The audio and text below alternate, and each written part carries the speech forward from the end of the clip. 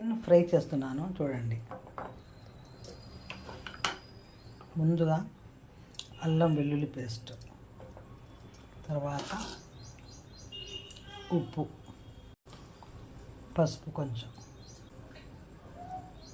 కారం, కొంచెం జీరా పొడి వేస్తాం,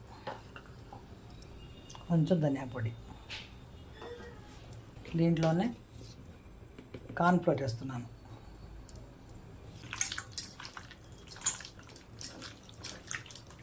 బాగా ఇలా మసాలా మొత్తం పట్టించి ఒక గంట సేపు నానబెడదాం. ముందుగా నూనె వేస్తున్నాను.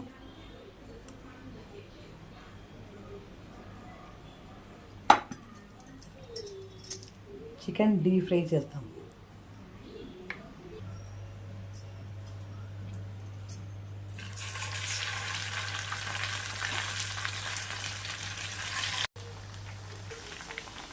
చూసారా ఎలాగుందో చికెన్?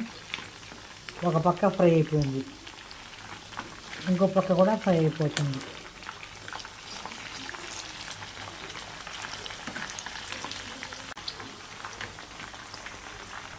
చూసారా ఎలా కలర్ వచ్చిందో?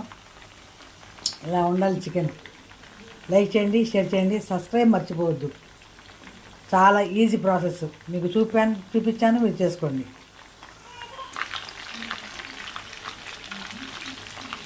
చూసారా అలా వచ్చేసిందో?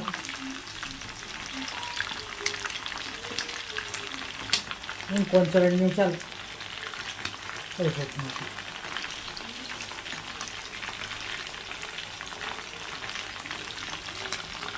ఇవాళ మా ఇంట్లో పప్పుచారు, చికెన్ ఫ్రై.